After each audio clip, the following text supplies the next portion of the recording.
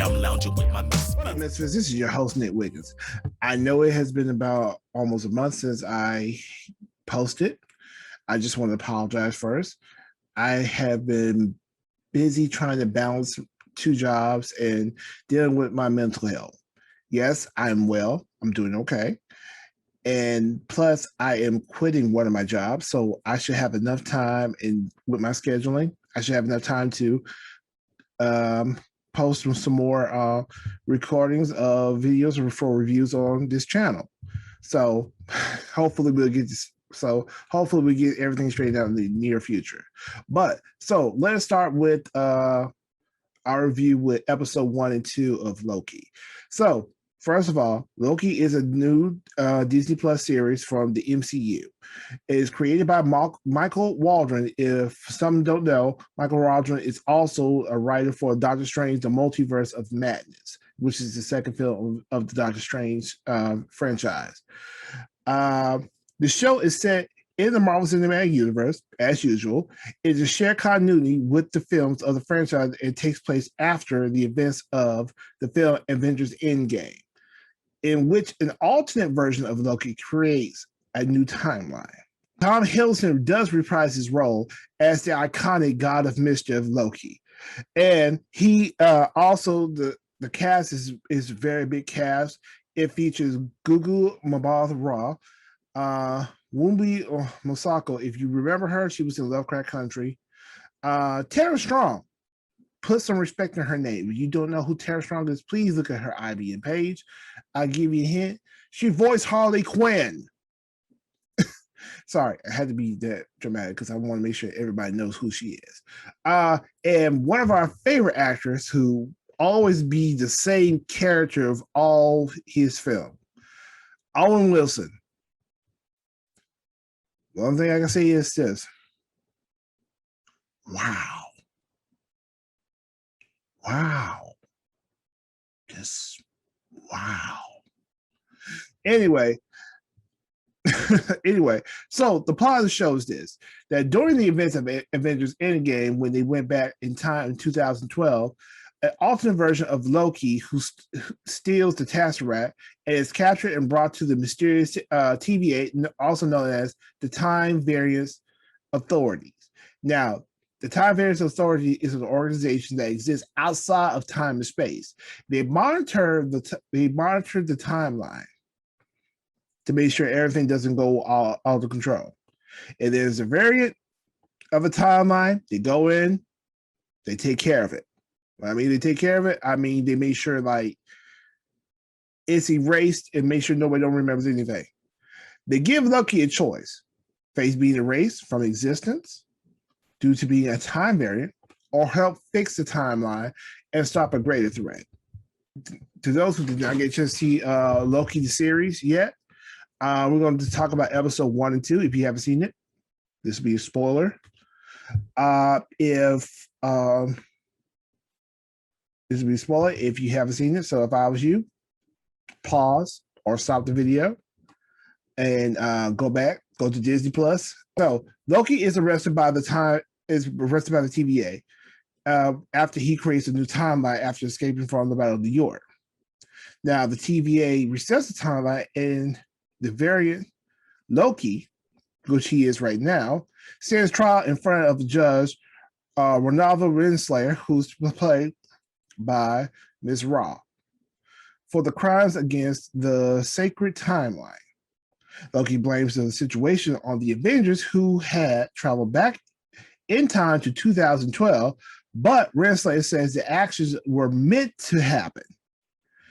Yeah, so you go back in time. So the heroes go back in time, sort of create another alternate version. The reason why Loki became a time variant, but they can't be a judge because it was meant for them to go back in time.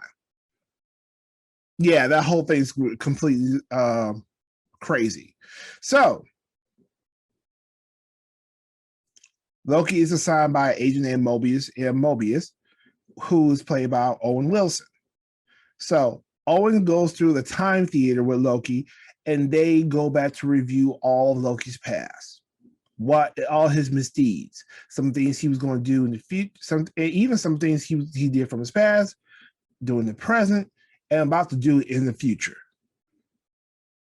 And believe me, seeing Tom Hiddleston's performance of seeing his character, what he does in the future, it's mind blowing because he went from being serious, sort of being happy a little bit because he feels like, oh, there's a happy ending between me and my family or me and my brother. And then there's a sadness because he finds out that he killed his parents. He's the reason why his parents are killed. And then kind of find out in his end, he gets killed by Thanos. Spoiler if you haven't seen Avengers Endgame. I don't know why. Yeah, I should have seen it. And then Loki face is like, what the hell, man? So after figuring this whole thing out, after going through all this and such, Loki makes the choice of joining the TVA to stop some time variants and to stop a bigger threat, which is himself. Another variant of Loki had escaped from the TVA and is making trouble for them. Now, this goes straight to episode 2 when we see the variant Loki. He's somewhere in the medieval Renaissance festival and somewhere in Osaka, Wisconsin, and creates a problem with some of the TVA members.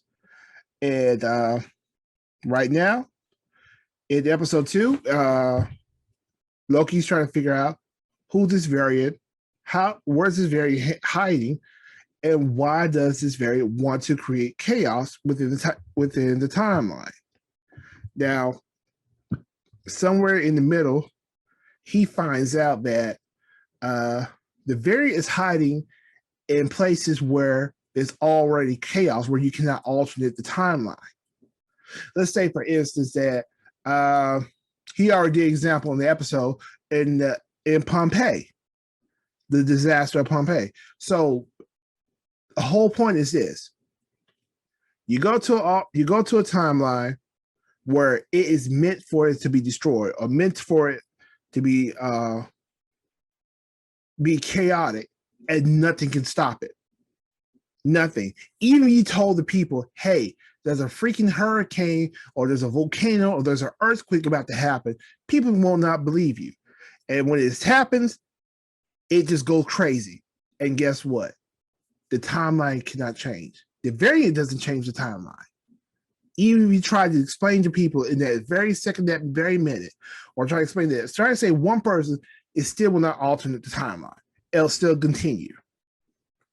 So, by that notion, Loki and the TVA found out where this time variant of Loki is hiding, which is somewhere in the year 2050, somewhere in Happyville, Alabama, or Happy Hill, Alabama, which I've never heard of. But if Happy Hill, Alabama doesn't exist, I might be traveling there. So, but anyway, the time variant is hiding in a store called Rox Corp, or it's called Roxart, Roxcart, whatever.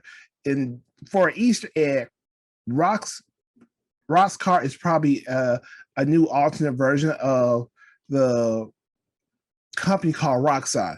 Basically, Roxxon in the comics, in the Marvel comic books, it is Amazon, except it's evil. It's the evil version of Amazon, plain and simple.